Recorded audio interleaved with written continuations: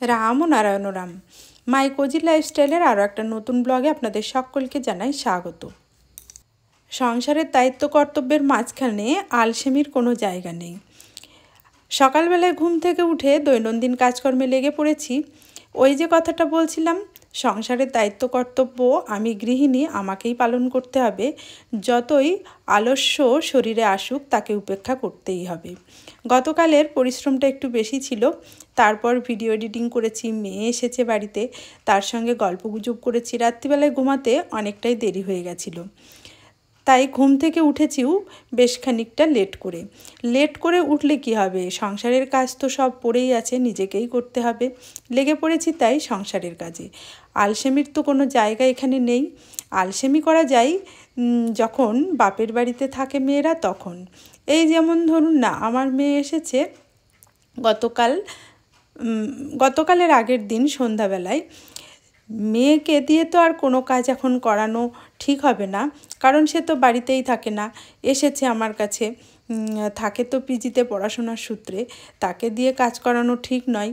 সে যে রিল্যাক্সটা পাচ্ছে আমার সংসারে থেকে, আমার মেয়ে হিসাবে, সেই রিল্যাক্সটা কিন্তু আমি আমার বাপের বাড়িতেও পেয়েছি। কিন্তু এখন যেহেতু সংসারটা একেবারেই পুরো নিজের হাতে, সেই রিল্যাক্স পাওয়া কিন্তু আমার পক্ষে সম্ভব নয়। ওই যে গতকালের প্রচুর বাসনপত্র ছিল, সেগুলো তো রাত্রে কিছু মেজে রাখতে পারিনি। এখন সকালবেলায় উঠে বাসনগুলো নিয়ে বসেছি। তার আগে তো ঘর ঝাড় দিয়ে মুছে পরিষ্কার করে নিয়েছি।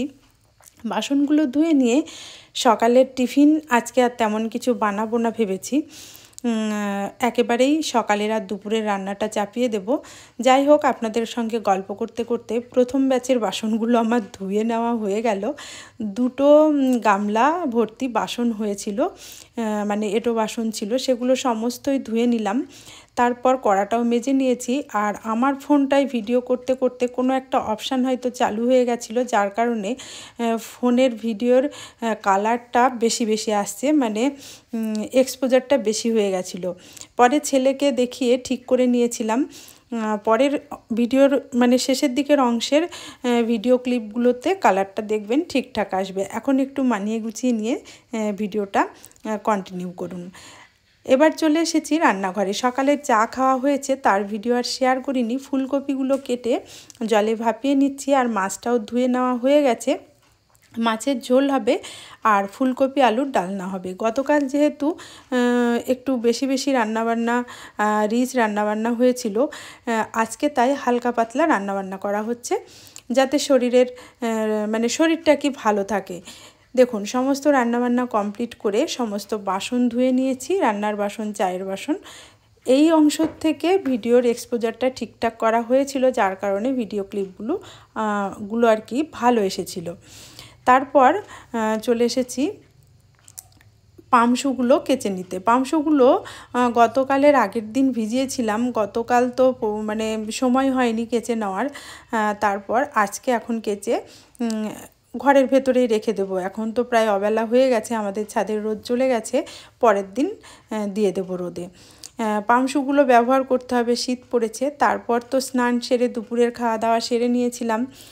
আর দুপুরের খাওয়া দাওয়ার পর রেস্ট করতে গিয়ে দেখুন, আমার গাছের মানে জবা গাছের পাতা জলের অভাবে একেবারে নিস্তেজ হয়ে পড়েছে। তাই শুয়ে পড়েছিলাম, যেহেতু ভিডিও মানে গাছে জল দিতে হবে সেটা মনে ছিল না। সন্ধ্যার ঠিক আগ মুহূর্তে এসে গাছগুলোতে জল দিয়ে দিচ্ছি। জবা গাছের পাতা নেতিয়ে গেছে, আরও 2-1টা গাছের পাতা একেবারে নিস্তেজ হয়ে পড়েছে, তাই জলটা দিতে চলে এলাম। একেবারে সন্ধ্যের আগের মুহূর্তে জল দিতে এসেছি, তাই ভিডিওটা একটু কালচে ধরনের হয়েছে। গাছগুলোতে জল দিয়ে নিচে চলে গিয়ে ঠাকুরের সন্ধ্যা প্রদীপ জ্বেলে দেবো, এই আর কি। গাছগুলো আমার ভীষণই প্রিয়। একবার ছাদে এসে তাদের দেখতে পারলে ভালো হয়। আর বেশ কিছু জামা কাপড় ঘরের ভেতরের দড়িতে রাখা ছিল, 2 দিন আগে কেচেছিলাম। 2 দিন না, 1 দিন আগে কেচেছিলাম। গতকাল ছাদে যাওয়া হয়নি, গাছেও জল দেওয়া হয়নি, যার জন্যই গাছগুলো নিস্তেজ হয়ে গেছিলো। আর জামা কাপড়গুলো ঘরের ভেতরে রয়েছিল, এনে রেখে দিলাম। তারপর পোশাকটা চেঞ্জ করে চলে এসেছি সন্ধ্যা প্রদীপ জ্বেলে নিতে। ঠাকুরকে একটু ফল কেটে ভোগ দিলাম, ধূপ প্রদীপ জ্বেলে নিলাম, তারপর সন্ধ্যা দেখিয়ে দিচ্ছি।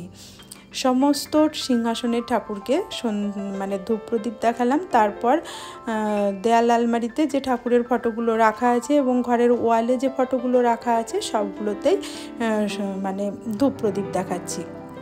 দেয়াল আলমারিতে জগদ্ধাত্রী, দেবী সরস্বতী, দেবী দুর্গা, রাধাকৃষ্ণ, আমার ঠাকুরবাড়ির ফটো সমস্ত কিছু আছে।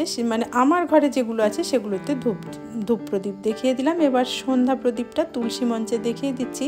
আমি তো আপনাদের সঙ্গে এর আগেও বলেছি আমার তুলসী মঞ্চটা আমি আমার উপরের ঘরের একটা জানলার ভেতরে করে রেখেছি, যেহেতু ছাদের উপরে আমি সন্ধ্যাবেলায় যেতে পারি না, সেই কারণে মানে যাওয়া আসার আর কি অসুবিধা হয় দরজা দেওয়া খোলার। সন্ধ্যা প্রদীপ জেলে শাঁখ বাজিয়ে নিলাম। তারপর আমি আমার গুরুদেবের নাম গান করে নিচ্ছি। আমরা শ্রী শ্রী ঠাকুর বালক ব্রহ্মচারী মহারাজের দীক্ষিত, তার নাম গান আমি প্রতিদিন সন্ধ্যাবেলায় করি। নাম গান সেরে চলে এসেছি সন্ধ্যাবেলায় একটু ছেলে মেয়েকে ডিম টোস্ট বানিয়ে দিতে। আজকে ডিমগুলো ভেঙে নিয়ে দুধের মধ্যে দিয়ে একসঙ্গে গুলে নেব, তারপর স্লাইস ব্রেড দিয়ে ডিম টোস্ট বানাবো। এভাবে ডিম টোস্টটা বানালে খেতে একটু বেশি ভালো লাগে আর কি। অল্প ডিমেই অনেকগুলো ডিম টোস্ট বানানো যায়। 4টে ডিম ছিল আর একটু দুধ ছিল, সেটা দিয়ে বানিয়ে নিলাম। ফ্রেঞ্চ টোস্ট বানানোর মতনই প্রায়। প্রথমে ডিমের গোলায় আর দুধের গোলায় চুবিয়ে পাউরুটিগুলো সেঁকে নিলাম, টোস্ট করে নিলাম। তারপর একটু মধু আর দুধ গুলে নিয়ে মানে দুধের মধ্যে মধু গুলে নিয়ে টোস্টের উপরে দিয়ে দেবো, তাহলেই ফ্রেঞ্চ টোস্টের মতোই হয়ে যাবে। আমার মেয়ে আবার ফ্রেঞ্চ টোস্ট খেতে বেশি ভালোবাসে, মানে ফ্রেঞ্চ টোস্ট খেতে বেশি ভালোবাসে এই আর কি, যার জন্য ভাবছি একটু ফ্রেঞ্চ টোস্ট টাইপের করে দেবো। মেয়েকে শেখাচ্ছি কিভাবে ডিম টোস্ট বানাতে হয়। ও পারে, তবুও ছাড়ি না, ও দেখে উল্টে দিতে এসেছে। দেখুন, ওকে এভাবে অল্প অল্প করে ছোট ছোট কাজে অংশ নিতেই যাতে কাজ শিখে যায় সেভাবেই চেষ্টা করি। আজকের ব্লগটি আমি এখানেই শেষ করছি। কেমন হলো কমেন্ট করে জানাবেন। ভালো লাগলে মাই কোজি লাইফস্টাইল চ্যানেলটি সাবস্ক্রাইব করে আমাকে সাপোর্ট করার অনুরোধ জানালাম। এই যে ফ্রেঞ্চ টোস্টের জন্য দুধটা পাউরুটির উপর ঢেলে দিলাম, খেতে কিন্তু দুর্দান্ত হয়েছে। আজকের ব্লগটি এখানেই শেষ করলাম। ভিডিওটি দেখার জন্য সকলকে জানাই ধন্যবাদ।